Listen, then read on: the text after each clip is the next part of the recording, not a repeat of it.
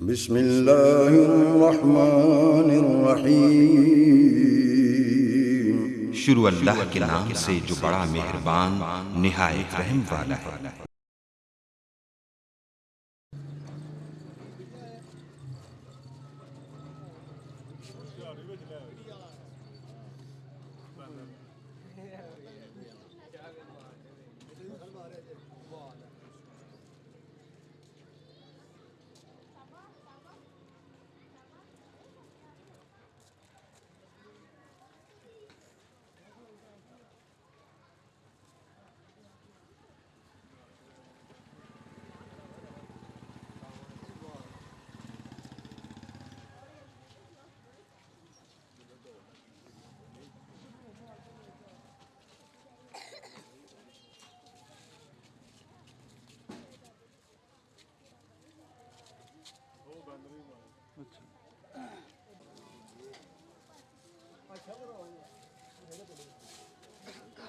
जाओगे ना सारे जाने जाओगे ना थोड़ी मार दीजिए जाओगे ये मार लो खड़े हो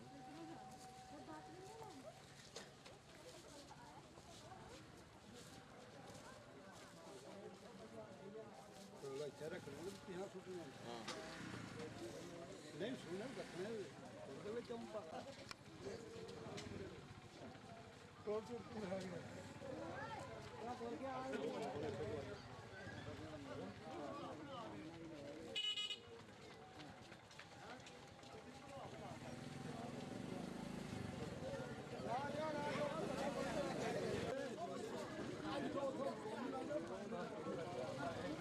आज मखसूस साहब खुद आ गए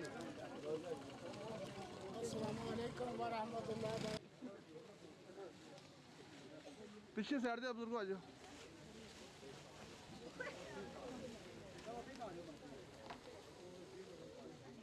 ठीक हो ਇੱਥੇ ਇੱਥੇ ਇੱਥੇ ਭਾਈ ਇੱਥੇ ਇੱਥੇ ਇੱਥੇ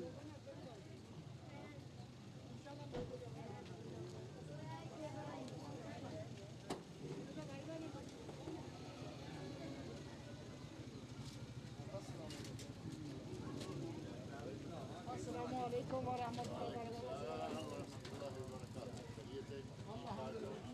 ਉੱਥੇ ਉੱਥੇ ਉੱਥੇ ਆਉਣ ਲੱਗੇ ਨੇ ਉੱਥੇ ਆਉਣ ਲੱਗੇ ਨੇ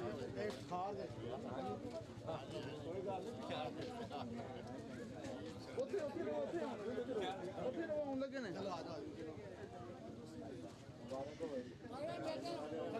ਆਓ ਜੀ ਅੱਗੇ ਆਓ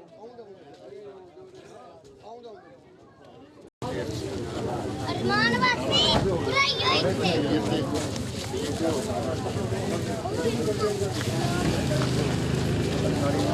ਅੱਗੇ ਆਉਂਦੇ ਪੁੱਤਰ ਅੱਗੇ ਆਉਂਦੇ ਪਹਿਲੇ ਆਓ ਜੀ ਆਓ वालेकुम सलाम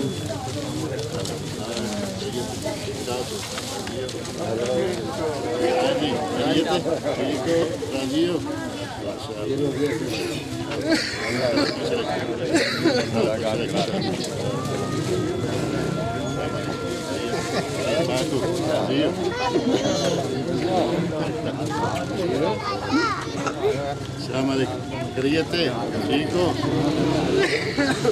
मस्जिद तक जाना है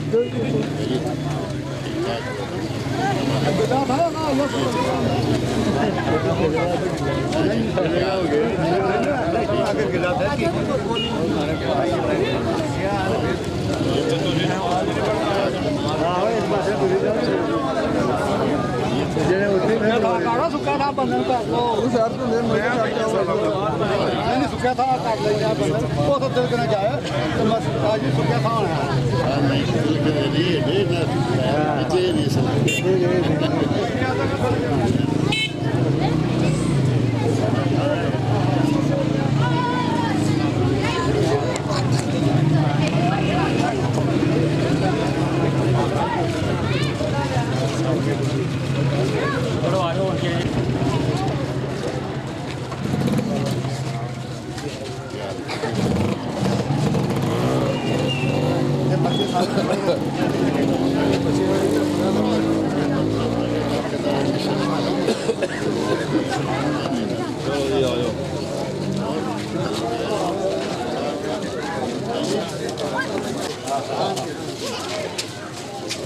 ਅਬੇ ਇਹ ਤੇ ਖੇਡੇ ਰਿਹਾ ਨਾ ਜਵਾਬ ਉਹ ਮਹਿਸੂਸ ਹੋਣ ਡਿਆ ਹੁਣ। ਹਾਂ ਕਈ ਪਿਛਾ ਕਾਫੀ ਮਾਰੇ ਕਿ ਠੀਕ ਠੀਕ ਕਦੇ ਹਮ ਝਾਤੀ ਮਾਰ ਲਈ ਠੀਕ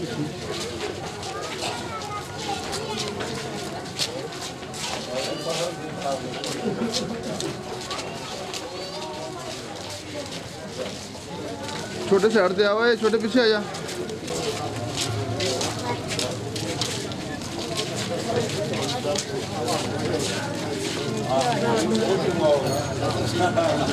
ਜੀ ਵੀ ਆ ਗਏ ਮਮਾ ਵੀ ਆ ਗਏ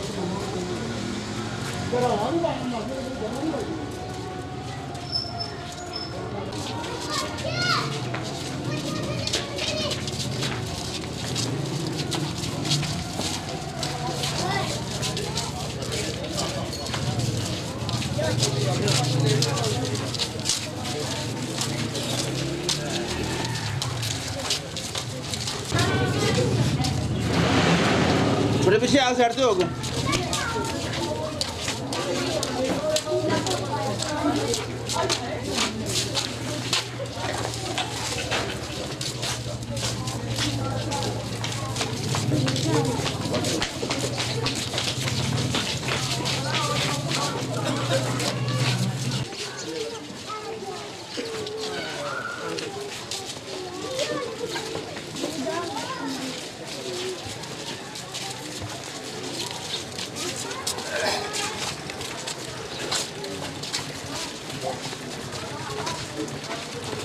ਠੀਕ ਆ ਤੇ ਮੁਸਲਮਾਨ ਬੰਦ ਕਿਉਂ ਨਹੀਂ ਕੀਤੀ ਦੁਕਾਨ ਸਾਵਾ ਇਹ ਕਿਹੜੇ ਭਾਈ ਇਹਨੂੰ ਪਤਾ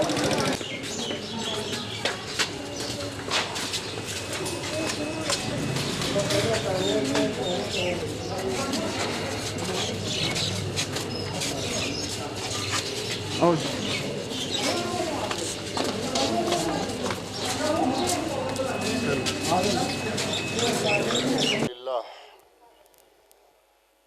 नहमदुहु व नस्तईनुहु व नस्तगफिरुह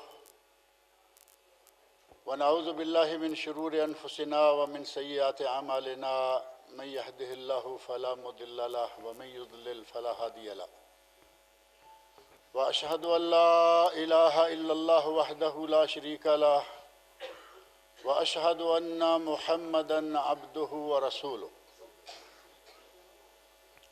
अम्मा बाद फ़इन्न खैरल हदीस किताबुल्लाह व खैरल हदी हदी मुहम्मदिन सल्लल्लाहु अलैहि वसल्लम व शर्रल उमूर मुहदसातुहा व कुल्ल मुहदसतिन बिदअ व कुल्ल बिदअतिन दलाला व कुल्ल दलालतिन फिन्नार। रब्बि इश्रह ली सदरी व यस्सिर ली अमरी वहलुल उक़दतम मिन लिसानी यफ़क़हू क़ौली। रब्बि आऊज़ु बिका मिन हमज़ाति शयातीन व आऊज़ु बिका रब्बि अन यहज़ुरून। आऊज़ु बिल्लाहि स्समीइल अलीम मिनश शैतानिर रजीम। व इन तउद्दू निअमतल्लाहि ला तुहसूहा। सदक़ल्लाहुल अज़ीम। हर किस्म की तारीफ़ व तौसीफ़ और हम्द व सना खालिक कायनात मालिक अर्ज़ व समा के लिए है, जिसने हमें अनगिनत नेमतों से नवाज रखा है। उसकी हम पर इस कदर नेमतें हैं कि अगर कोई उन्हें गिनना चाहे, शुमार करना चाहे तो ये बात हमारे बस से बाहर है। अल्लाह रब्बुल इज़्ज़त ने कुरान करीम के 2 मकामात पर इरशाद फरमाया है, अगर वो चाहता तो हमें किसी भी दूसरी मखलूक में पैदा फरमा सकता था।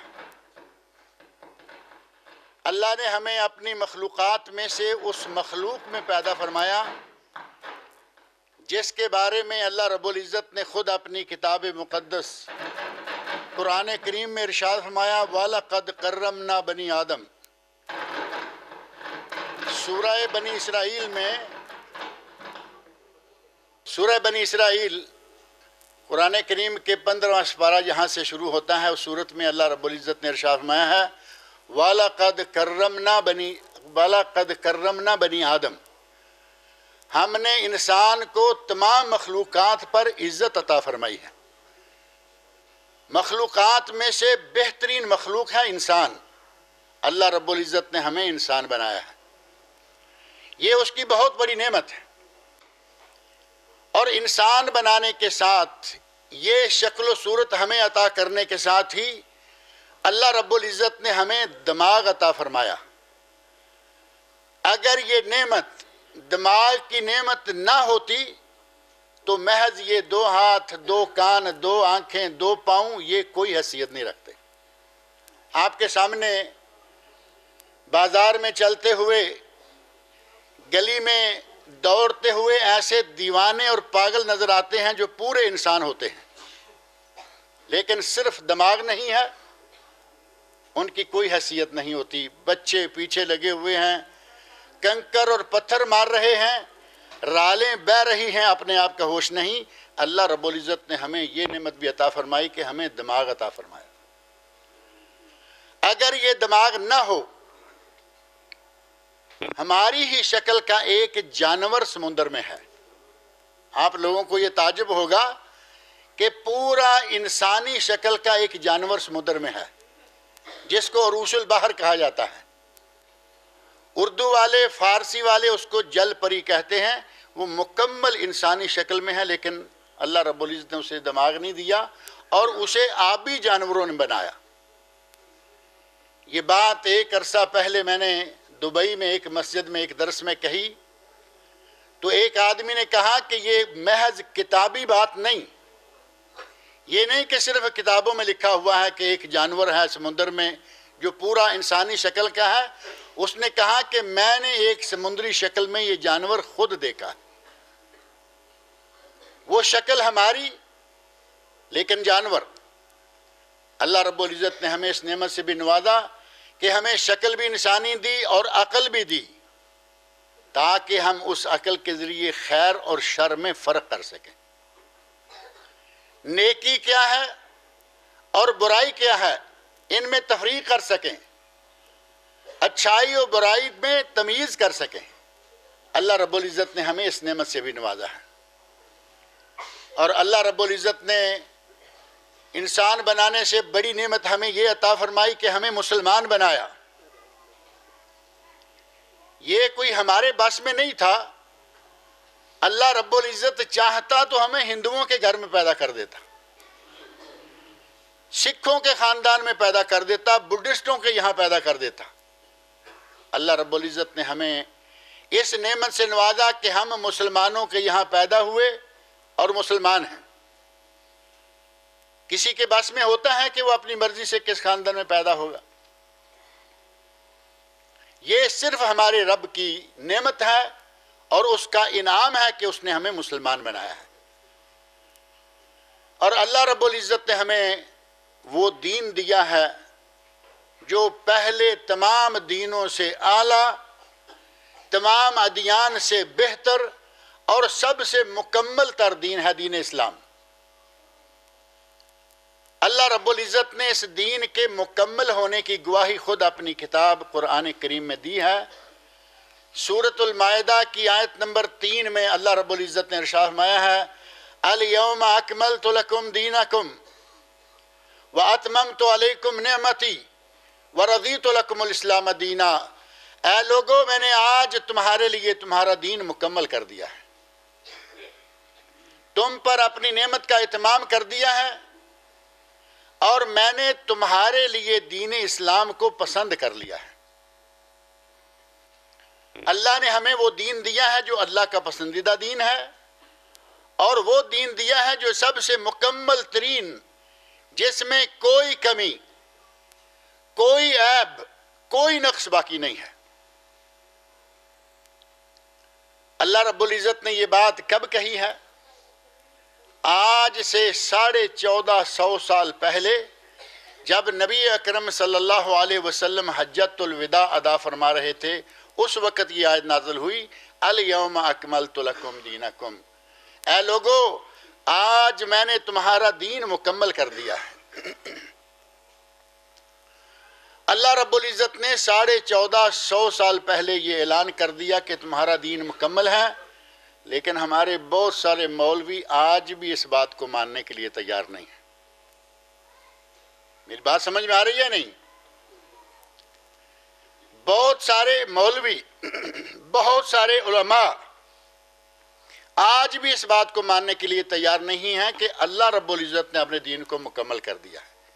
اور اس کی دلیل کیا ہے؟ کوئی مولوی، کوئی عالم اپنی زبان سے یہ نہیں کہہ سکتا کہ دین اسلام ناقص ہے، دین اسلام نامکمل ہے، کیونکہ جو آدمی یہ زبان سے کلمہ نکالے گا وہ کافر ہو جائے گا۔ لیکن ان کے کرتوت، ان کے اعمال، ان کے افعال یہ بتاتے ہیں کہ وہ دین کو مکمل نہیں سمجھتے۔ اس کی تفصیل میں جانے کی میں ضرورت نہیں سمجھتا، آپ کے سامنے وہ بے شمار اعمال موجود ہیں جن کا دین اسلام سے کوئی تعلق نہیں، لیکن بڑے زور شور سے وہ کام کیے جا رہے۔ ابھی کل کی بات کہ آپ کے سامنے عید میلاد النبی نکلی ہے۔ عید میلاد النبی پر کتنا خرچ ہوتا ہے، لوگ کتنا پیسہ خرچ کرتے ہیں، کتنا وقت ضائع کرتے ہیں، اور کتنی عقیدت کے ساتھ اس تہوار کو منایا جاتا ہے۔ اور آپ کو معلوم ہے کہ عید میلاد النبی کا ذکر نہ قرآن کریم میں، نہ نبی صلی اللہ علیہ وسلم کی احادیث میں، نہ خلفائے راشدین کے زمانے میں کہیں بھی اس کا ذکر نہیں ملتا۔ اور وہ چیز جس کا قرآن کریم میں ذکر نہ ہو، وہ چیز جس کا نبی اکرم صلی اللہ علیہ وسلم کی احادیث میں ذکر نہ ہو، وہ کام جسے نبی اکرم صلی اللہ علیہ وسلم نے انجام نہ دیا ہو، اس کام کو کیا کہیں گے؟ کھلی کھلی بدعت ہے یا نہیں؟ اور ہمارے ملک میں، پاکستان میں کیا، ہندوستان میں کیا، اور جھوٹ بول بول کر لوگوں نے کہا کہ سعودی عرب میں بھی عید میلاد النبی منائی جاتی، جبکہ عید میلاد النبی کے دن میں خود سعودی عرب میں موجود تھا، کہیں عید میلاد النبی کا نام تک نہیں، کوئی چھٹی نہیں۔ کہا کہ بچوں کو دفتروں میں سب جگہ چھٹی ہو جائے گی، کوئی چھٹی نہیں ہوئی۔ اور یہ وہی دن ہے جس کو تھوڑے سال پہلے آپ میں سے بہت سارے لوگ جانتے ہیں کہ اس دن کو 12 وفات کہا جایا کرتا تھا۔ پہلے 12 وفات رہا، پھر آہستہ آہستہ اس کا نام میلاد رکھا، پھر جشن میلاد۔ اور آج کل آپ کو معلوم ہے کہ جشن میلاد کو کتنے زور شور سے منایا جاتا ہے۔ آپ لوگوں نے شاید وہ ویڈیو کلپ دیکھا ہو جس میں ایک مولوی صاحب بیٹھے ہوئے ہیں۔ ہندوستان کا یہ ایک بہت بڑا اجتماع ہے، بہت بڑے مولوی بیٹھے ہوئے ہیں، ہاتھ میں اتنی بڑی چھری پکڑی ہوئی ہے، اور ان کے سامنے اتنا اونچا کیک کا ایک بہت بڑا ڈھیر لگا ہوا ہے۔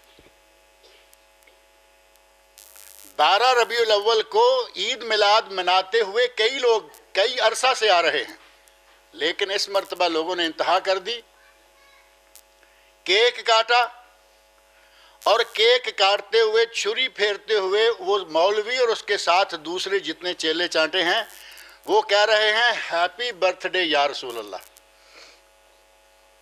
جیسے ہمارے بچوں کی عید میلاد منائی جاتی ہے جس کو برتھ ڈے کہتے ہیں، کہتا ہے مولوی ہیپی برتھ ڈے یا رسول اللہ۔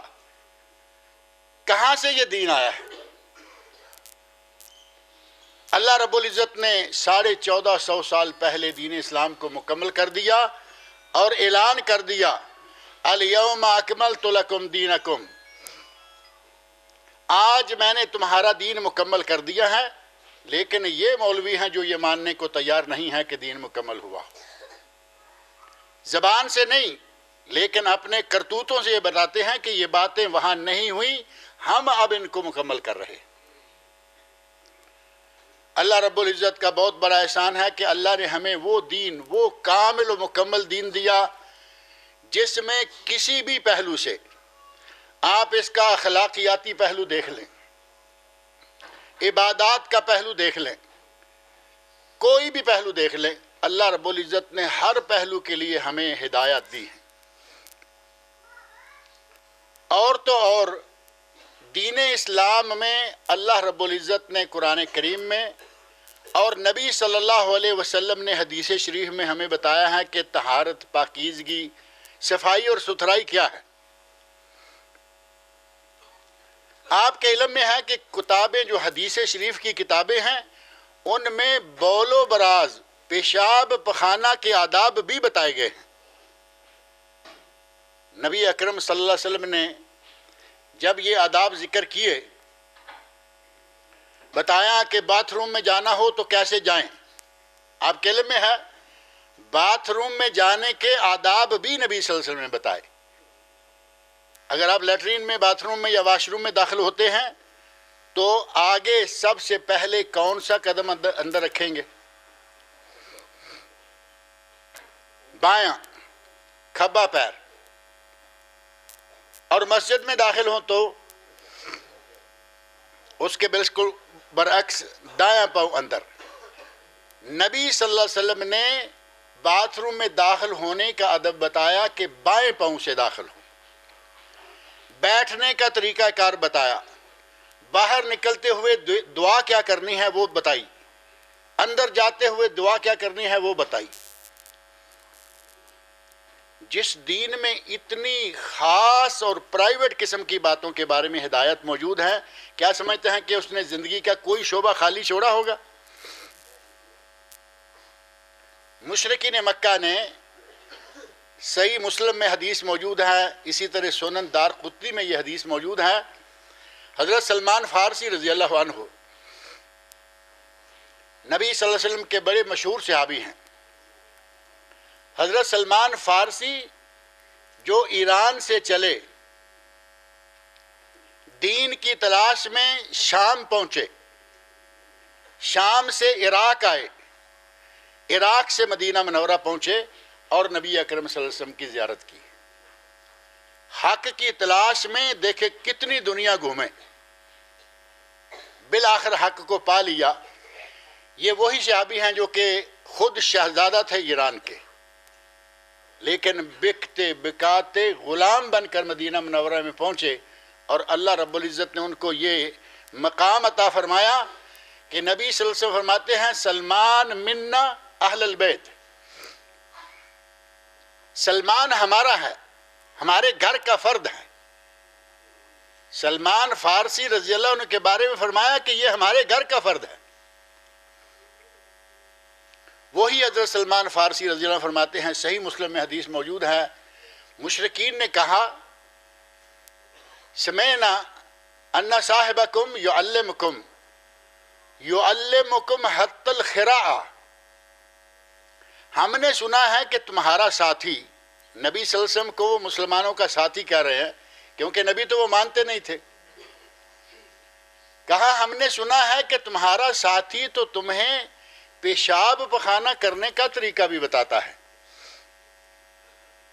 اپنی طرف سے انہوں نے مذاق کیا، ہٹ کیا۔ حضرت سلمان رضی اللہ عنہ کہتے ہیں جاہلو، ہمیں تو یہ بھی معلوم نہیں تھا کہ پیشاب پخانہ کے آداب کیا ہیں۔ ابو داود میں حدیث موجود ہے، کوئی آداب کا علم نہیں تھا، کہیں بھی بیٹھتے پیشاب پخانہ شروع کر دیتے، ادب آداب کا کوئی لحاظ عہد جاہلیت میں نہیں تھا۔ نبی اکرم صلی اللہ علیہ وسلم تشریف لائے، آپ نے ان لوگوں کو جو جاہل تھے، جو بدو تھے، انہیں وہ آداب سکھلائے کہ وہ دنیا بھر کے حکمران بن گئے۔ جس دین میں اتنی باریک بات موجود ہے، کیا سمجھتے ہیں کہ دین کا کوئی، زندگی کا کوئی شعبہ خالی چھوڑا ہوگا؟ اگر دیکھا جائے تو دنیا کے سب سے بہترین حکمران حضرت محمد رسول اللہ صلی اللہ علیہ وسلم تھے۔ اگر حکمرانی کا انداز معلوم کرنا ہو تو وہ نبی اکرم صلی اللہ علیہ وسلم نے بتایا۔ اگر فوجوں کا جرنیل دیکھنا ہو تو بہترین جرنیل آپ خود تھے۔ سیاستدان دیکھنا ہو، بہترین سیاستدان ہمارے نبی تھے۔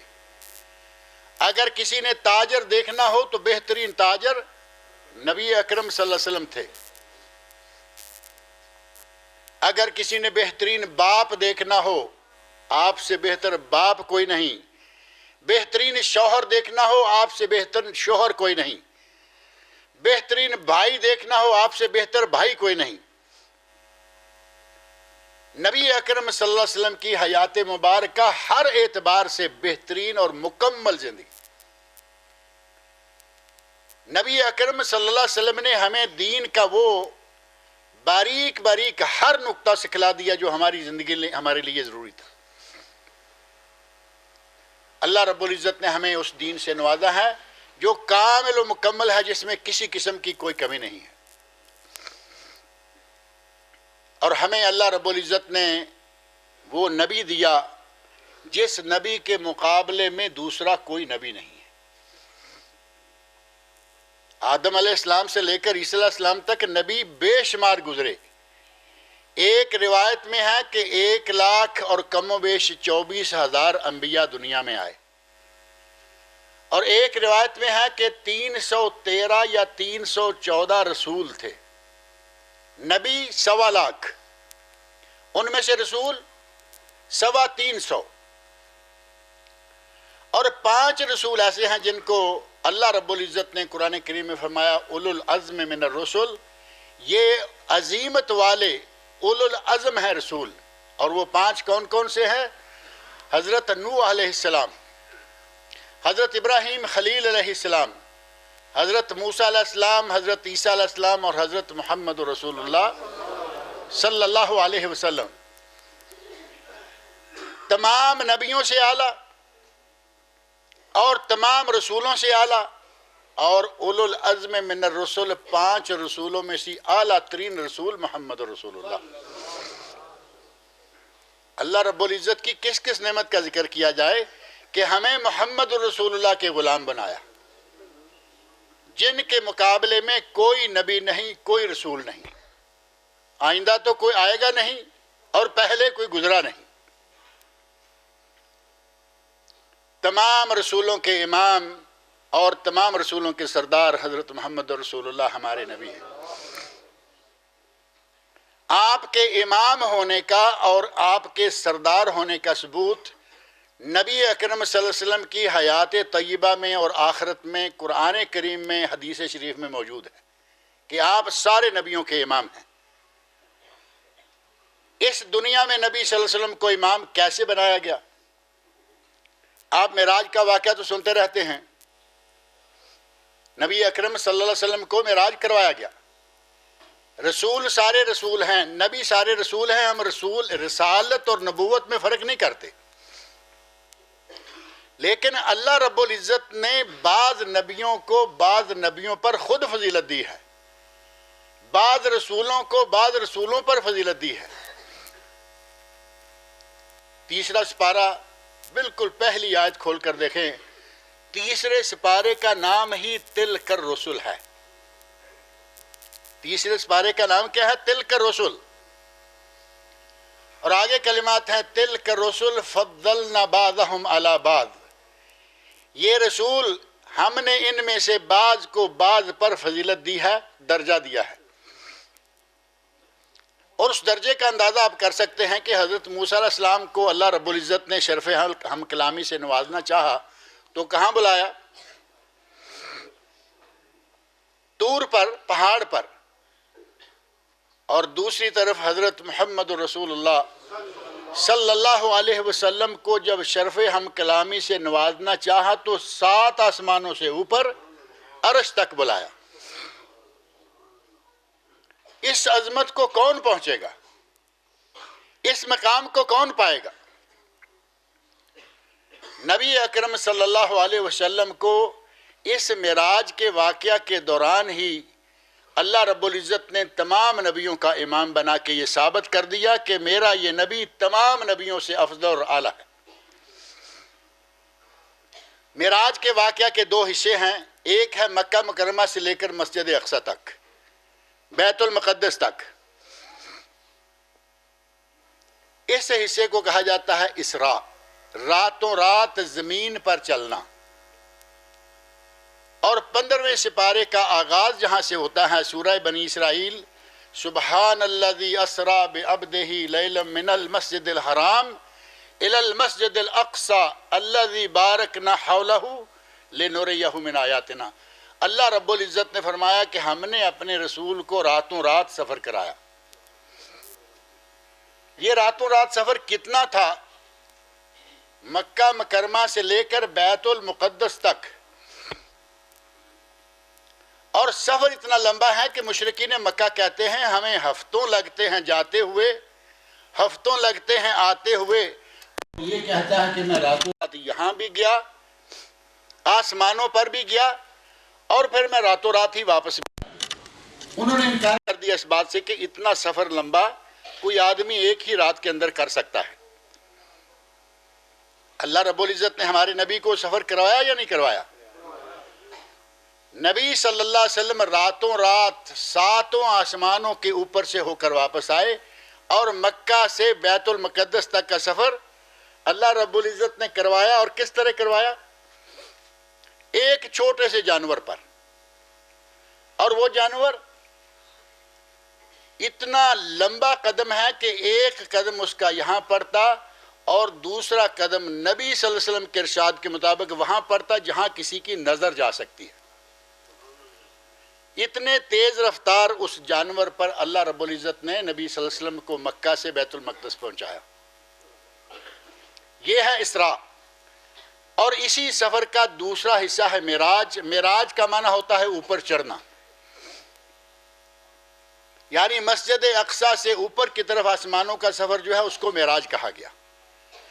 इसरा और मेराज के इस वाक़या के वसत में मस्जिद अक्सा में अल्लाह रब्बुल इज़्ज़त ने तमाम अंबिया किराम को इकट्ठे किया, आदम अलैहिस्सलाम से लेकर ईसा अलैहिस्सलाम तक। अल्लाह की कुदरत में ये बात है या नहीं? जहाँ चाहे वो जिस वक़्त चाहे सारे अंबिया को इकट्ठा कर ले। मस्जिद अक्सा में अल्लाह रब्बुल इज़्ज़त ने तमाम अंबिया को इकट्ठे किया और 2 रकत नमाज अदा की गई। इन 2 रकत नमाज को अदा करने के लिए हर किसी की ख्वाहिश है कि अगर इमामत का शर्फ मुझे मिल जाए। सारे नबी मौजूद हैं, आदम अलैहिस्सलाम मौजूद हैं, नूह अलैहिस्सलाम मौजूद हैं, इब्राहिम खलील मौजूद हैं, मूसा कलीमुल्लाह मौजूद हैं, ईसा रूहुल्लाह मौजूद हैं, लेकिन इमामत के लिए मुसल्ला इमामत पे कौन आए किसी को जरूरत नहीं हो रही। बिलाखिर हज़रत जिब्राइल अमीन आए अल्लाह रब्बुल इज़्ज़त के हुक्म से, हमारे नबी मुहम्मद रसूलुल्लाह सल्लल्लाहु अलैहि वसल्लम को दस्ते मुबारक से पकड़कर मुसल्ला इमामत पे खड़े कर दिया। तमाम नबी तमाम रसूल मौजूद हैं, लेकिन उन सब की इमामत हमारे नबी के हाथ आई। अल्लाह ने दुनिया में साबित कर दिया कि तमाम नबियों के इमाम मेरे नबी मोहम्मद रसूलुल्लाह, और आखिरत में भी अल्लाह रब्बुल इज़्ज़त हमारे नबी को इमामत अता करेगा और तमाम नबियों की सरदारी हासिल हो जाएगी। सही बुखारी, सही मुस्लिम, इसी तरह मुस्नद इमाम अहमद और हदीस की दीगर किताबों में ये वाक़या मौजूद है कि महशर का मैदान होगा। महशर के मैदान में जो सख्तियाँ होंगी वो आप सुनते रहते हैं कि आदमी, एक शख्स अपने पाँव से लेकर अपने नाक तक पसीने में डूबा हुआ होगा। इतनी हौलनाकी, इतना खौफनाक माहौल, कोई मंजिल नहीं, कोई ठिकाना नहीं। अल्लाह रब्बुल इज़्ज़त के हुक्म पर सबको इकट्ठे किया गया। यहाँ रुके हुए हैं, और इस दिन का अरसा कितना लंबा है? 50 अल्फ सना, 50,000 साल का दिन है ये। लोग परेशान हैं अपनी अपनी जगह, लेकिन किसी को ये हिम्मत नहीं हो रही कि क्या करें। बिलाखिर कुछ लोग इकट्ठे होंगे। सही हदीस में ये वाक़या मौजूद है। एक वफ़द तैयार होगा और वो कहेंगे कि अल्लाह रब्बुल इज़्ज़त के लिए किसी सिफारशी आदमी को भेजें। कोई आदमी जाके अल्लाह रब्बुल इज़्ज़त से ये अर्ज़ करे कि जिसका हिसाब हो, जिसको जन्नत में जाना है वो जन्नत में जाए, जिसका जहन्नम ठिकाना है वो जहन्नम में जाए, लेकिन कम अज़ कम इस मैदान से तो हमारी जान छूटे। लेकिन कौन सिफारिश करेगा? अब मसला आ गया कि इस सिफारिश के लिए अल्लाह रब्बुल इज़्ज़त से हम कलामी कौन करेगा? हर शख्स इधर उधर देख रहा है। बिलाखिर कहते हैं कि आदम अलैहिस्सलाम के पास चलते हैं। आदम अलैहिस्सलाम को कहते हैं कि तुम पहले नबी हो, اللہ نے تمہاری مٹی اپنے ہاتھ سے تیار کی، تم میں روح پھونکی، اول البشر ہو، ہماری سفارش کرو۔ یہ وفد آدم علیہ السلام کی خدمت میں حاضر ہو گیا، کہتا ہے کہ آپ ابو البشر ہیں، سارے انسانوں کے باپ ہیں، آپ کی نسل میں اتنے بڑے بڑے نبی ہوئے، اللہ کے یہاں تمہارا بہت بڑا مرتبہ ہے، ہماری سفارش کرو کہ حساب شروع ہو اور جس کو جہاں جانا ہے اپنے ٹھکانے پر جائے۔ آدم علیہ السلام کہتے ہیں کہ میں تمہاری سفارش کے لیے نہیں جا سکتا۔ کیوں؟ کہا کہ مجھے اللہ نے جنت میں بسایا، جنت کی تمام نعمتیں میرے لیے مسخر کر دیں کہ جنت میں سے جو چاہو جہاں سے چاہو کھاؤ۔ سورہ بقرہ کے بالکل شروع میں یہ واقعہ موجود ہے کہ جنت میں سے جو چیز جہاں سے چاہو جتنا چاہو کھاؤ۔ ایک چھوٹی سی شرط لگائی، اور وہ معلوم ہے شرط کیا تھی؟ اس پودے کے قریب نہیں جانا، وَلَا تَقْرَبَا هَٰذِهِ الشَّجَرَةَ، اس پودے کے پاس نہیں جانا جس کے بارے میں کہا گیا کہ یہ گندم کا دانہ تھا، گندم کا پودا تھا۔ آدم علیہ السلام کہتے ہیں کہ مجھ سے غلطی ہو گئی، مجھ سے خطا ہو گئی، اللہ کی تمام نعمتیں میرے سامنے تھیں، ایک پودے سے روکا گیا، میں نے اس کا پھل بھی کھا لیا، اور اس کا نتیجہ کیا نکلا؟ قرآن کریم ساری تفصیلات موجود ہیں کہ اللہ رب العزت نے لباس چھین لیا، اللہ رب العزت نے ٹھکانہ چھین لیا، جنت سے نکال دیا، دنیا میں بھیج دیا۔ کہتے ہیں کہ میں تمہاری سفارش کے لیے نہیں جاتا کیونکہ مجھے ڈر ہے کہ کہیں لینے کے دینے نہ پڑ جائیں، مجھے کہیں اللہ وہیں روک کے کہے کہ پہلے آؤ، اپنا تو حساب تو بعد میں دوسروں کا دیکھیں گے۔ کہتے ہیں میں نہیں جاتا۔ یہ وفد کہے گا کہ چلیں نوح علیہ السلام کے پاس چلتے ہیں۔ وفد نوح علیہ السلام کے پاس روانہ ہوتا ہے، نوح علیہ السلام کے پاس جا کے کہتا ہے نوح تو دوسرے آدم ہو، تم دوسرے آدم ہو، آدم ثانی۔ ایک مرتبہ آپ کو معلوم ہے کہ نوح علیہ السلام کے زمانے میں طوفان آیا، اس طوفان کے نتیجہ میں سوائے کشتی والوں کے سب لوگ تباہ و برباد ہو گئے، صرف وہ لوگ بچے جن کی تعداد بتایا گیا کہ یا 80 تھی یا کم و بیش تھی۔ 80-90 کشتی والوں کے سوا تمام انسان روئے زمین پر ایک مرتبہ ختم کر دیے گئے۔ اس اعتبار سے نوح علیہ السلام کو کہتے ہیں آدم ثانی، کہ یہ دوسرے آدم ہیں۔ کہا کہ تم آدم ثانی ہو، اللہ کے بڑے برگزیدہ ہو، اللہ کے پاس جاؤ، ہماری سفارش کرو کہ اللہ رب العزت حساب و کتاب شروع کرے اور ہماری اس میدان سے جان چھوٹے۔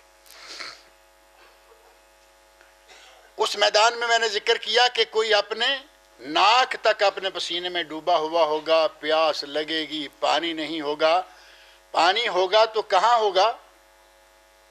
حوض کوثر کا پانی ہوگا۔ حوض کوثر پر ساقی کون ہوگا؟ محمد رسول اللہ۔ اللہ نے ہمیں کس نبی کا امتی بنایا ہے؟ حوض کوثر پہ قبضہ ہمارے نبی کا۔ حوض کوثر اتنا بڑا اور اس پر اتنے زیادہ پیالے، گلاس اور پینے کے لیے نبی صلی اللہ علیہ وسلم فرماتے ہیں کہ جتنے آسمان کے ستارے ہیں اتنے وہاں پیالے ہوں گے۔ اس دن پانی ہوگا تو صرف یہاں ہوگا، اور یہ پینا کس کو نصیب ہوگا؟ اگر ایک آدمی ساری زندگی نبی صلی اللہ علیہ وسلم کی سنتوں کے خلاف چلتا رہے، اسے وہ حوض کوثر ملے گا؟ اگر کوئی ساری عمر سنتوں کا مذاق اڑاتا رہے، اور سنتوں کا مذاق کیا ہے؟ ایک آدمی نے داڑھی رکھ لی، نماز پڑھنا شروع کر دی، تو کیا کہتے ہیں؟ اللہ رب العزت نے ہدایت دی، 40-50 سال کی عمر میں آ کے نماز پڑھنا شروع کر دی، داڑھی رکھ لی، کہیں گے جی 100 چوہے کھا کے اب بلی حج کو چلی ہے۔ یہ سنت رسول کے ساتھ مذاق ہے، خود رکھتا نہیں، اور اگر کوئی رکھ لیتا ہے تو اس کے لیے نئی نئی مثالیں، نئے نئے محاورے کسے گا جبکہ داڑھی رکھنا صرف سنت رسول نہیں بلکہ یہ سنت الانبیاء ہے۔ تمام انبیاء کرام نے داڑھی رکھی ہوئی تھی اور اس کا ثبوت قرآن کریم کے اندر موجود ہے۔ حضرت موسیٰ علیہ السلام کا اور حضرت ہارون علیہ السلام کا واقعہ، اس کی تفصیل میں نہیں جاتا۔ تورات لینے گئے، بعد میں لوگوں نے بچھڑے کی پوجا شروع کر دی۔ موسیٰ علیہ السلام واپس آئے، ناراض ہوئے اور آ کے اپنے بھائی کے سر کے بال اور داڑھی پکڑ لی کہ میرے بعد تو نے بنی اسرائیل کو گمراہ کر دیا ہے۔ قرآن کریم میں یہ الفاظ موجود ہیں، فرمایا لا تاخذ بلحیتی لا تاخذ براسی ولحیتی، میرے سر کے بال اور میری داڑھی نہ پکڑو۔ اگر ہارون علیہ السلام کلین شیو ہوتے تو داڑھی پکڑی جا سکتی تھی، ان کے داڑھی تھی، پکڑنے کے لائق تھی، اسی لیے کہا نا کہ میرے بھائی میری داڑھی نہ پکڑو، میرے سر کے بال نہ نوچو۔ میں نے تیری قوم کو سمجھانے کی کوشش کی، لیکن جب مجھے خطرہ ہو گیا کہ یہ مجھے قتل کر دیں گے تب میں خاموش ہوا۔ یہ سنت داڑھی صرف رسول اللہ کی سنت نہیں بلکہ تمام انبیاء کی سنت ہے۔ خود رکھے نہ اور دوسروں کا مذاق اڑائے اور یہ چاہے کہ مجھے حوض کوثر بھی ملے گا، یہ دیوانوں والا خواب ہے۔ اس حوض کوثر کا پانی صرف اسے نصیب ہوگا جس نے اپنی زندگی نبی صلی اللہ علیہ وسلم کی زندگی کے مطابق گزاری ہوگی۔ اللہ رب العزت ہم سب کو اس بات کی توفیق عطا فرمائے کہ ہم سنت کے مطابق زندگیاں گزاریں۔ ایک وفد آ رہا ہے، بہت بڑی جماعت آ رہی ہے، نبی اکرم صلی اللہ علیہ وسلم حوض کوثر پہ بیٹھے خوش ہو رہے ہیں کہ میری امت کے لوگ آ رہے ہیں، داڑیاں ہیں، شکل مومنوں والی ہے۔ جب یہ جماعت نبی صلی اللہ علیہ وسلم کے قریب پہنچے گی تو حوض کوثر کے اور اس جماعت کے درمیان اللہ رب العزت ایک دیوار کھڑی کر دے گا۔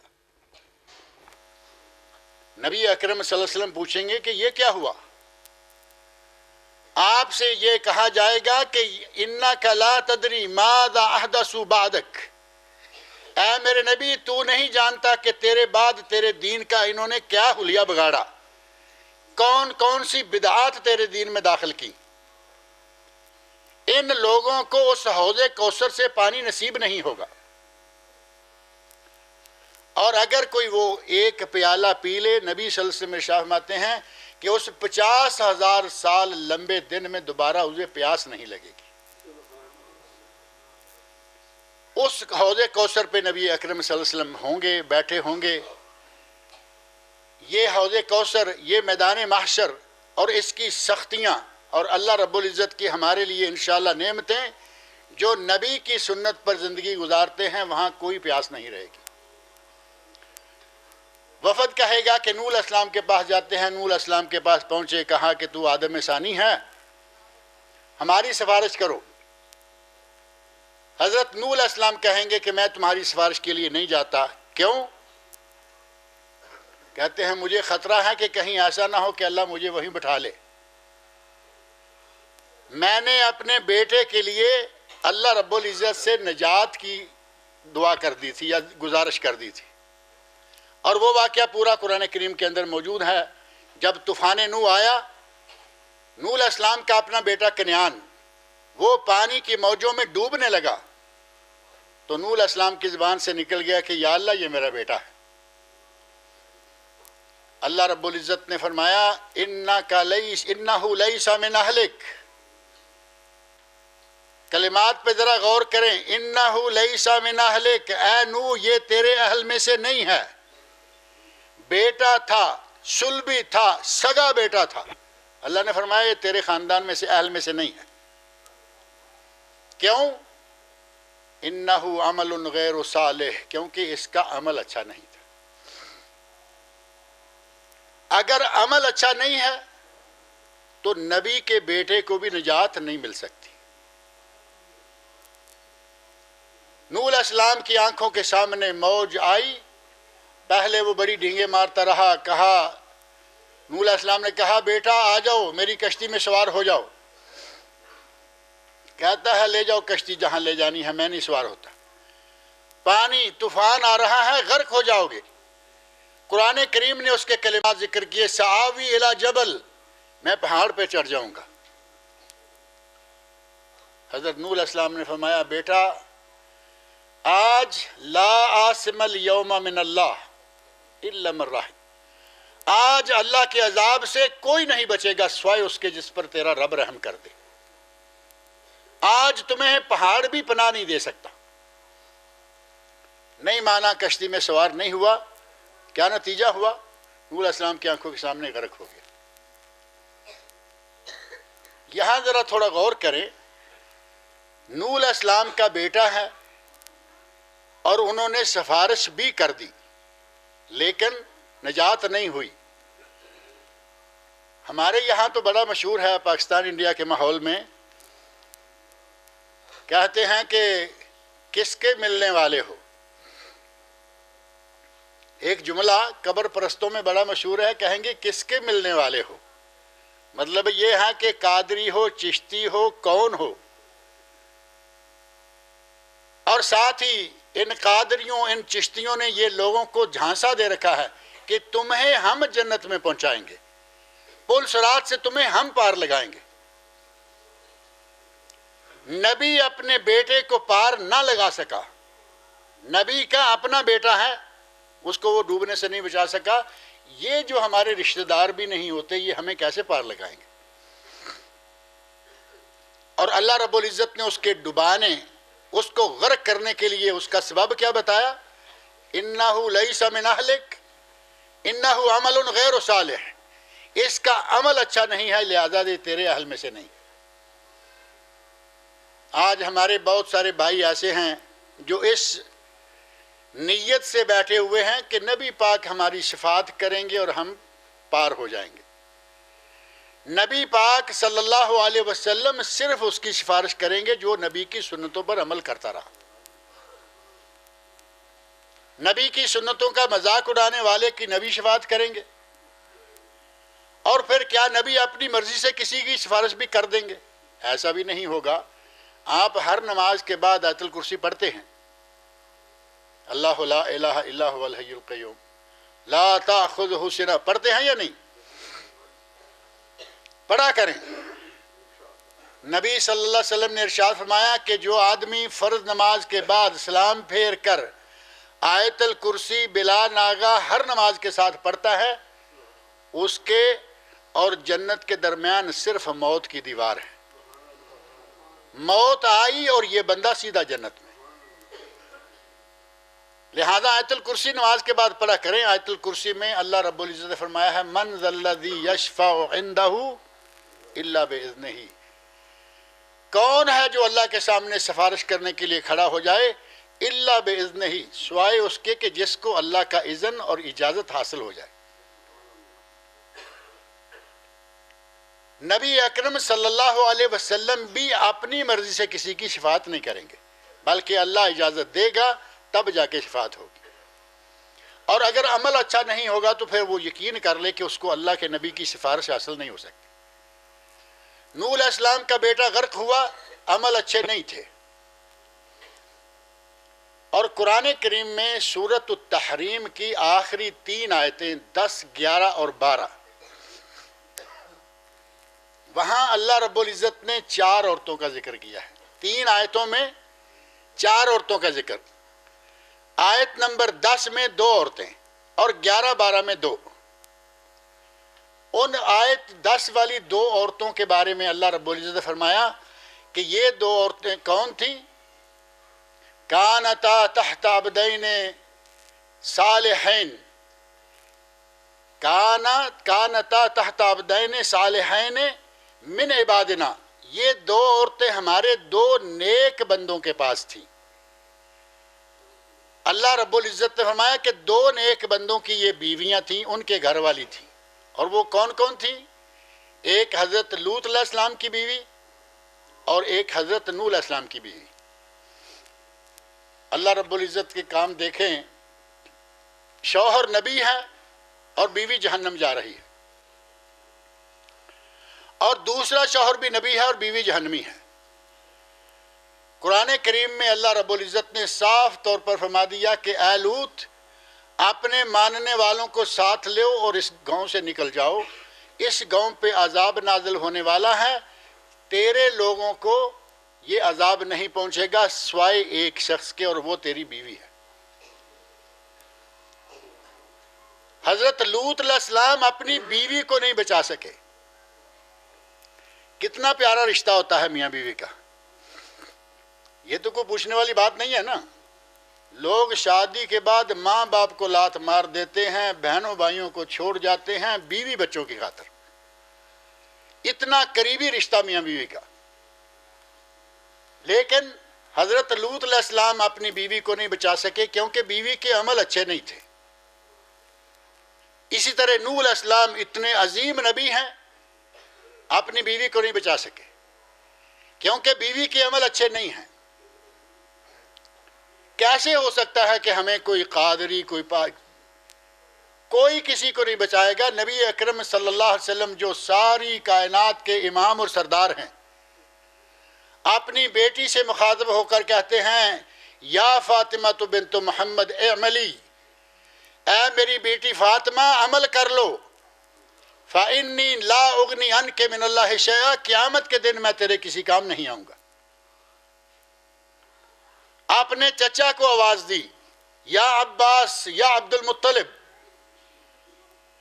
یا عباس یا ابن عبد المطلب، اے عبد المطلب کے بیٹے عباس، اے میرے چچا جان عمل کر لو، قیامت کے دن میں تمہارے کسی کام نہیں آؤں گا۔ اتنی عظیم شخصیت اپنے انتہائی قریبی لوگوں کو کہہ رہے ہیں کہ عمل کر لو، عمل کے بغیر گزارا نہیں ہوگا۔ اور ہمارے لوگ کتنے دعوے کر کے کہتے ہیں کہ تمہیں پل صراط سے ہم پار لگائیں گے۔ نبی صلی اللہ علیہ وسلم، حضرت نوح علیہ السلام کی بیوی، لوط علیہ السلام کی بیوی، نوح علیہ السلام کا بیٹا، یہ سب غرق ہو رہے ہیں، جہنم میں جا رہے ہیں اور کوئی نہیں بچا رہا۔ حضرت ابراہیم خلیل علیہ السلام، کتنی عظمت ہے! اللہ رب العزت نے اپنا دوست قرار دیا، خلیل اللہ۔ اور آج اللہ رب العزت نے ابراہیم خلیل علیہ السلام کو اتنی عزت اور عظمت بخشی ہے کہ کسی بھی مذہب والے کے یہاں دیکھ لو، ابراہیم علیہ السلام کا نام عزت سے لیا جاتا ہے۔ وہ عیسائی ہو تب، وہ یہودی ہو تب، وہ مسلمان ہو تب، سب کے نزدیک معزز ہیں۔ لیکن ان کے باپ کا انجام کیا ہوا؟ ابراہیم خلیل علیہ السلام کے والد کا نام قرآن کریم میں موجود ہے آزر۔ اور عجیب اتفاق ہے کہ ہمارے علماء کرام بھی بعض دفعہ بحث میں آتے ہیں تو عجیب و غریب باتیں اٹھا کے بیٹھ جاتے ہیں۔ ایک بحث علماء میں یہ چل رہی ہے کہ ابراہیم علیہ السلام کے والد آزر تھے یا طارخ۔ طارخ بھی ایک نام ملتا ہے شجرہ نسب میں۔ اللہ رب العزت قرآن کریم میں کہے آزر کا بیٹا ابراہیم، کسی مولوی کو اس کے بارے میں تحقیق کرنے کی کیا ضرورت ہے؟ قرآن کہہ رہا ہے ابراہیم خلیل کے والد آزر۔ آزر کا انجام کیا ہوگا؟ جہنم میں جائیں گے یا جنت میں؟ آزر جہنم میں جائے گا کیونکہ اس کا عمل اچھا نہیں۔ ابراہیم علیہ السلام کو شرک کی دعوت دیتا رہا، ابراہیم علیہ السلام اسے توحید کی دعوت دیتے رہے، نہیں مانا، اور ٹھکانہ کیا ہوا؟ بجو کی شکل میں جہنم میں ڈالا جائے گا۔ ابراہیم خلیل علیہ السلام اتنے عظیم نبی اور باپ کا انجام یہ ہے، کہیں عظیم نبی اور بیٹے کا انجام یہ، کہیں عظیم نبی بیویوں کا انجام یہ، اور ان پہلے نبیوں کی بات سے اپنے نبی کی طرف آ جائیں۔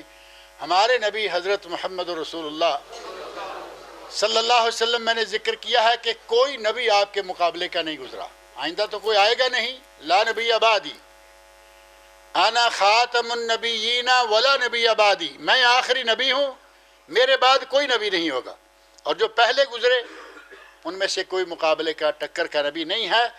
نبی صلی اللہ علیہ وسلم کا چچا ابو لہب، قرآن کریم 30ویں سپارے میں صورت ہے نا، تبت یدا ابی لہب و تب. یہ ابو لہب نبی صلی اللہ علیہ وسلم کا چچا ہے. نبی صلی اللہ علیہ وسلم اسے بچا پائے؟ قرآن کریم میں اللہ رب العزت نے اس پوری صورت نازل کر دی، قیامت تک پڑھی جاتی رہے گی کہ میرے نبی کا چچا جہنم میں جائے گا کیونکہ وہ بد عمل تھا، بد عقیدہ تھا. اور جتنے گستاخان رسول ہیں ان میں سے سب سے پہلے نمبر پر ابو لہب آتا ہے. آپ کے مکتبہ کتاب و سنت ریحان چیمہ کی طرف سے ایک کتاب شائع ہوئی ہے، گستاخ رسول کی سزا کیا ہے. آپ کے پاس میرا خیال ہے کتاب ہوگی یا نہیں ہے. آج سے کئی سال پہلے یہ میری کتاب شائع ہو چکی ہے، اور اللہ رب العزت کا احسان ہے کہ میں یہاں آپ کے گاؤں میں کتنے سالوں کے بعد آیا ہوں، کم و بیش 19 سال کے بعد. اس سارے عرصے میں اللہ رب العزت نے مجھے جو بھی توفیق دی میں نے لکھا. آج تک ہر کتاب پر ریحان چیمہ لکھا ہوا آ رہا ہے.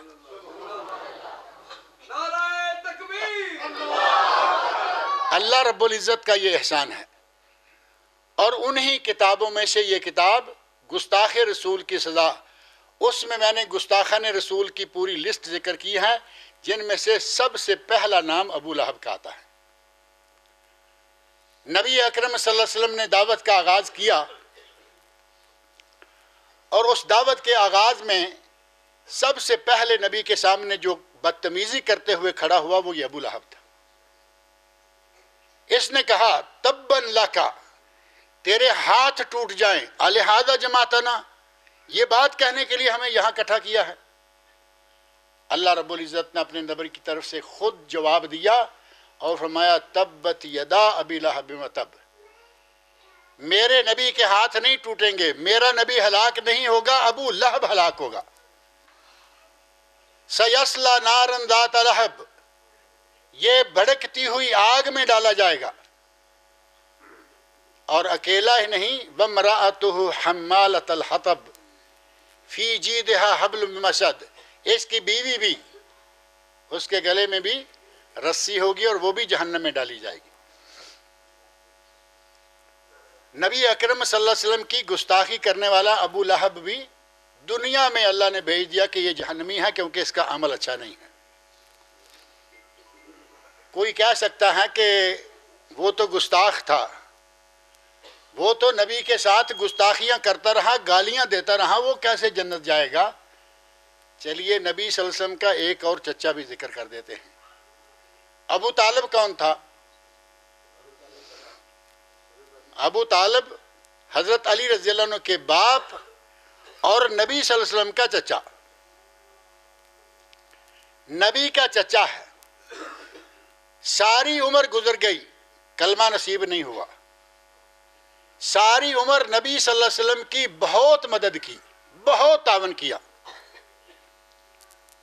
یہاں تک تعاون کیا کہ مشرکین مکہ نے نبی صلی اللہ علیہ وسلم کو قتل کرنے کا پروگرام بنایا. یہ واقعہ کافی تفصیلی ہے. چچا نے کہا بیٹا جب تک میں زندہ ہوں تب تک مکہ والوں کی کوئی تلوار تم تک نہیں پہنچ سکتی. اتنا مہربان چچا، لیکن وہ جہنم میں گیا. نبی اکرم صلی اللہ علیہ وسلم اس کی موت کے وقت اس کے گھر میں موجود ہیں، پاس بیٹھے ہوئے ہیں، کہتے ہیں چچا جان کلمہ پڑھ لو. دوسری طرف اپوزیشن بھی بیٹھی ہوئی ہے، عتبہ، شیبہ، ابو جہل، وہ بھی موجود ہیں. وہ کہتے ہیں دیکھو ابو طالب، کہیں جاتے جوتے اپنے باپ دادے کا دین نہیں چھوڑ دینا، کہیں ایسا نہ ہو کہ بھتیجے کے دین پہ لگ جاؤ. آپ کلمہ پڑھنے کا کہہ رہے ہیں، وہ انکار کا کہہ رہے ہیں. بالآخر ابو طالب کی زبان سے کیا کلمات نکلے؟ علی ملت عبد المطلب، میں اپنے باپ عبد المطلب کے دین پر مر رہا ہوں. یہ الفاظ کہے اور جہنم کا لقمہ بن گیا. انتہائی مہربان چچا ہے، انتہائی معاون چچا ہے، لیکن جنت نصیب نہیں ہوئی. صحیح مسلم میں اور اسی طرح حدیث کی کئی کتابوں میں ہے کہ جو سب سے کم جہنم کی سزا پانے والا ہوگا شخص، اس کی سزا کتنی ہوگی؟ اسے جہنم کی آگ کے 2 جوتے پہنا دیے جائیں گے جس سے اس کا سر کھولے گا جیسے کہ چولہے پر ہانڈی کھولتی ہے۔ یہ بہت ساری حدیثوں میں کلمات آتے ہیں، اور مسند امام احمد میں ایک حدیث ہے کہ میرے چچا ابو طالب، اسے سب سے کم سزا ہوگی اور اس کی سزا یہ ہوگی۔ ایک مرتبہ حضرت عباس رضی اللہ عنہ نبی صلی اللہ علیہ وسلم کے پاس بیٹھے ہوئے ہیں، پوچھتے ہیں یا رسول اللہ، ہیں چچا لیکن ظاہر ہے کہ وہ منصب بہت بڑا ہے۔ چچا اپنے بھتیجے سے پوچھتے ہیں یا رسول اللہ، ابو طالب نے آپ کی بڑی مدد کی ہے، اسے کوئی فائدہ ہوگا؟ ساری عمر وہ تمہاری مدد کرتا رہا، کیا اسے کوئی فائدہ ہوگا؟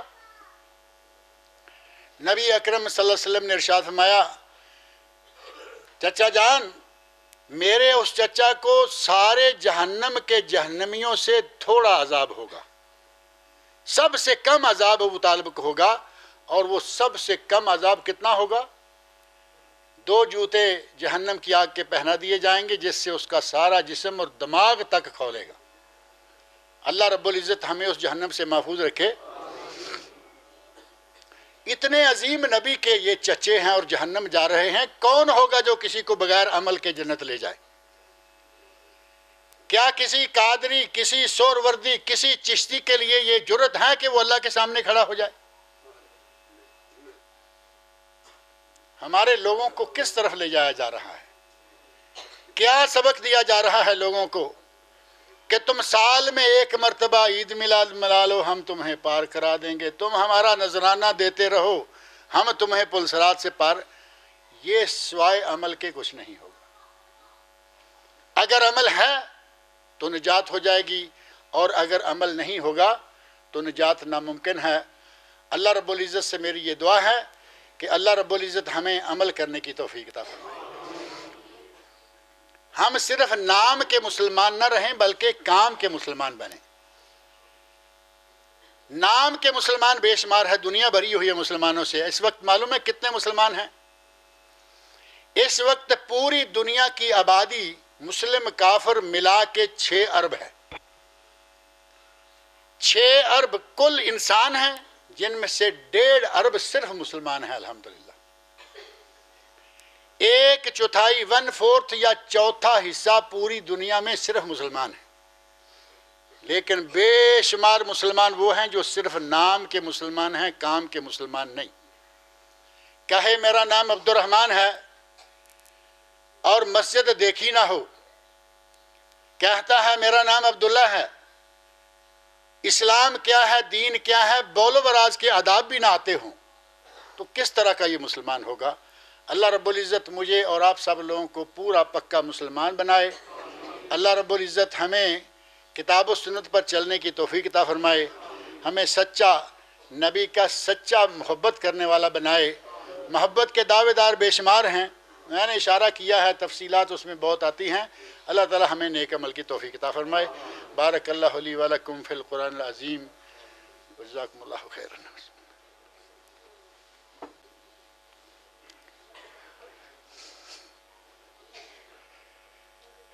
ان الحمد للہ نحمده ونستعینه ونستغفره ونعوذ باللہ من شرور انفسنا ومن سیئات اعمالنا، من يهده الله فلا مضل له ومن يضلل فلا هادي له، واشهد ان لا اله الا الله وحده لا شريك له، واشهد ان محمدا عبده ورسوله۔ ان الله وملائكته يصلون على النبي يا ايها الذين امنوا صلوا عليه وسلموا تسليما۔ اللهم صل على محمد وعلى آل محمد كما صليت على إبراهيم وعلى آل إبراهيم إنك حميد مجيد۔ اللهم بارك على محمد وعلى آل محمد كما باركت على إبراهيم وعلى آل إبراهيم إنك حميد مجيد۔ ربنا آتنا في الدنيا حسنة وفي الآخرة حسنة وقنا عذاب النار۔ ربنا ظلمنا أنفسنا وإن لم تغفر لنا وترحمنا لنكونن من الخاسرين اللهم أعز الإسلام والمسلمين اللهم أعز الإسلام والمسلمين اللهم أذل الكفر والكافرين اللهم أذل الشرك والمشركين ربنا آتنا في الدنيا حسنة وفي الآخرة حسنة وقنا عذاب النار عباد الله رحمكم الله إن الله يأمركم بالعدل والإحسان وإيتاء ذي القربى وينهى عن الفحشاء والمنكر والبغي يعظكم لعلكم تذكرون اذكروا الله يذكركم وادعوه يستجب لكم ولذكر الله أكبر والله يعلم ما تصنعون.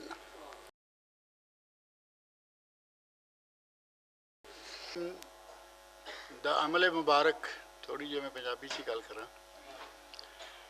نبی صلی اللہ علیہ وسلم دا عمل مبارک یہ سی کہ نماز پنجگانہ ادا کرن تو بعد ساڈے پاکستان اور انڈیا دے وچ جیڑا مسلسل ہر نماز تو بعد ہاتھ اٹھا کے دعا منگی جاندی ہے یہ نبی صلی اللہ علیہ وسلم تو ثابت نہیں ہے. نماز پڑھو، ذکر و اذکار کرو، 33 واری سبحان اللہ، 33 واری الحمدللہ، 34 واری اللہ اکبر یا 33 واری اللہ اکبر کہہ کے تے 100 پورا کرنا واسطے لا الہ الا اللہ وحدہ لا شریک لہ لہ الملک ولہ الحمد وہو علی کل شیء قدیر یہ پڑھیا جائے. آیت الکرسی جیسے کہ خطبے کے دوران بھی میں ذکر کیتا ہے کہ آیت الکرسی پڑھی جائے. یہ سارے اذکار نبی اکرم صلی اللہ علیہ وسلم نے دسے نے. فجر تے مغرب تو بعد 3 واری قل ہو اللہ، قل اعوذ برب الفلق، قل اعوذ برب الناس. باقی نمازاں تو بعد 1 واری یہ اذکار کرو تے جنوں جو طلب ہے وہ دعا منگے اور جائے. یہ وے نبی صلی اللہ علیہ وسلم دا عمل مبارک. لیکن اگر کدے کوئی آدمی سپیشل کہندا ہے کہ دعا کرو بارش ہوئے مثلا تے نبی صلی اللہ علیہ وسلم نے جمعے دے خطبے دے دوران بھی دعا کر دیتی. ایک آدمی آیا مسجد چ داخل ہویا تے مسجد دے دروازے چ داخل ہوندے کہندا ہلاکت الاموال وانقطعت السبل، یا رسول اللہ بارشاں نہیں ہو رہیاں، قحط سالی ہے، جانور مر رہے نے، راہ جڑے نے وہ بند ہونے جا رہے نے، دعا کرو کہ بارش ہوئے. نبی صلی اللہ علیہ وسلم نے خطبے دے دوران ہاتھ اٹھائے تے بارش دے لیے دعا کی تھی. صحابی کہندے نے مسجد چوں باہر نکلے آسمان بالکل صاف سی، کوئی بدل نہیں سی. ایک چھوٹی جی بدلی آسمان دے وسط آئی اور انہیں پھیلنا شروع کر دیتا. دیکھدیاں بارش شروع ہو گئی. اسی بھج کے اپنے گھراں چ پہنچے. مسلسل 8 دن بارش ہوندی رہی. 8ویں دن اوہی مسجد، اوہی دروازہ، اوہی بندہ، یا رسول اللہ جانور مر گئے، راستے کٹ گئے، دعا کرو کہ بارش بند ہو جائے. ایک کلمات سن کے تے نبی اکرم صلی اللہ علیہ وسلم مسکرائے اور فرمایا کہ انسان کتنا ضعیف ہے. کل یہ بندہ دعا کرا رہا سی کہ بارش ہوئے اور آج یہ دعا کروا رہا ہے کہ بارش بند ہو. جمعے دے دوران بھی دعا کیتی جا سکتی ہے، نمازاں تو بعد اگر کوئی طلب کرے تو کیتی جا سکتی ہے. لیکن مسلسل جڑا اساں ایک وظیفہ بنا لیا نا وہ سنت تو ثابت نہیں.